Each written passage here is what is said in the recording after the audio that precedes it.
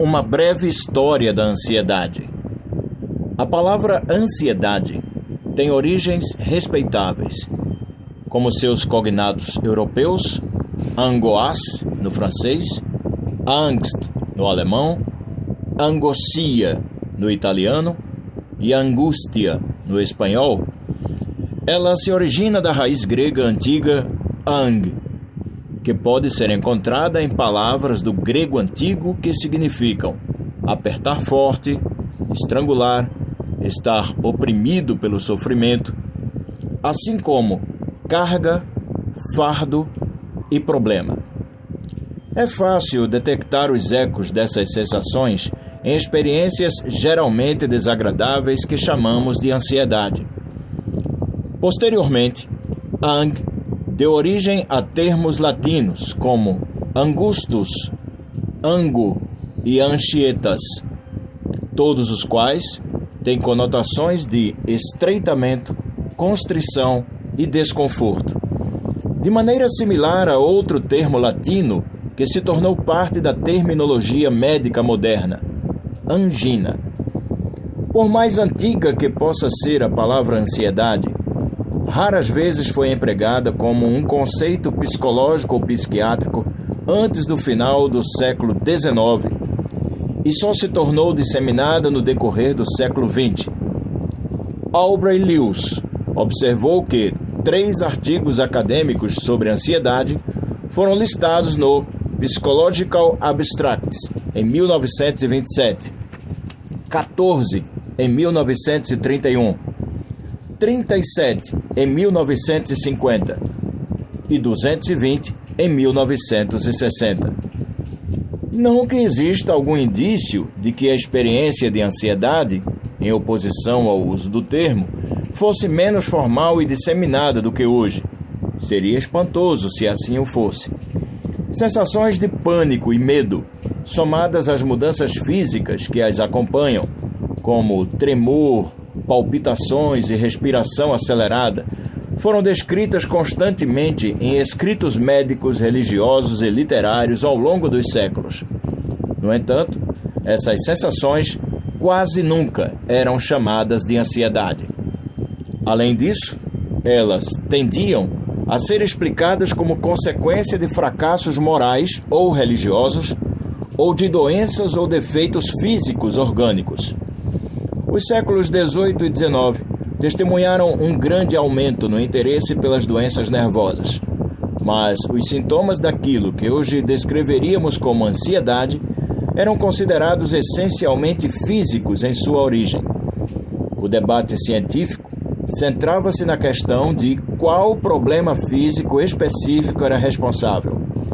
Por exemplo, Benedict Morel, 1809 a 1873, o eminente psiquiatra francês de meados do século XIX, afirmava que os sintomas de ansiedade eram desencadeados por uma doença no sistema nervoso. O influente otorrinolaringologista húngaro Maurice Krishaber, 1836-1883, por outro lado, acreditava que a ansiedade era causada por irregularidades cardiovasculares, um problema que poderia ser tratado com o consumo de cafeína, tendo em vista que hoje sabemos que a cafeína aumenta a sensação de ansiedade. O remédio recomendado por Krishaber é um tanto irônico. E Moritz Benedict, 1835-1920, professor de neurologia da Universidade de Viena, atribuiu a problemas no ouvido interno a vertigem muitas vezes sentidas em ataques de pânico. A ascensão meteórica do termo ansiedade só começou em 1895, com a publicação de um artigo inovador de Sigmund Freud, 1856-1939, o fundador da psicanálise.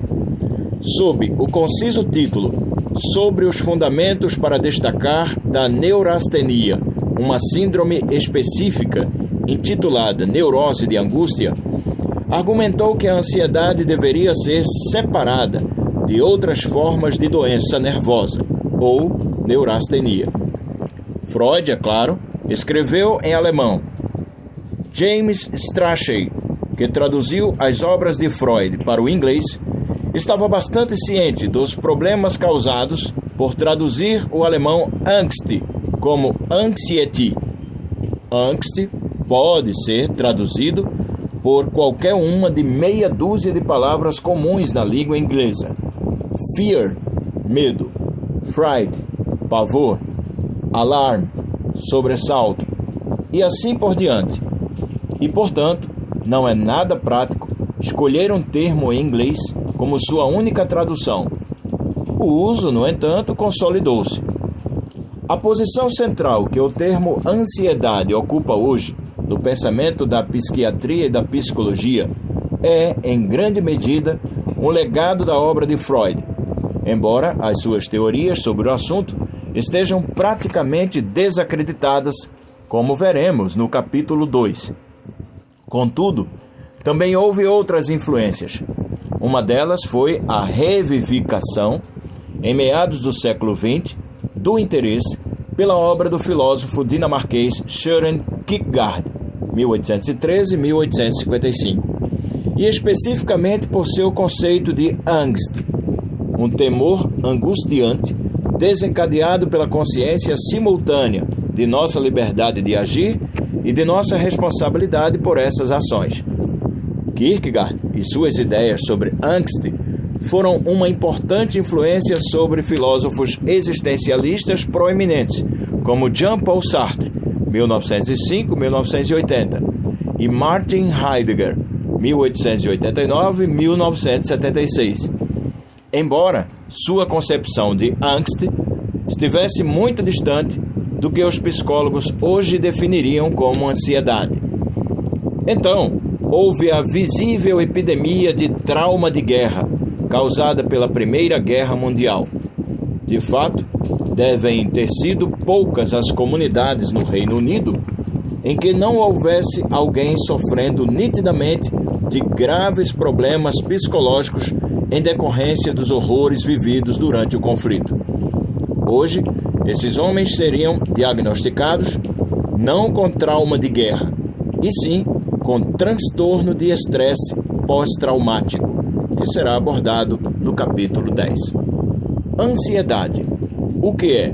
Os principais transtornos e como tratar. Daniel e Jason Freeman. Não esqueça de assinar o canal, curtir, compartilhar, se inscrever para receber as notificações. Um grande abraço e até a próxima.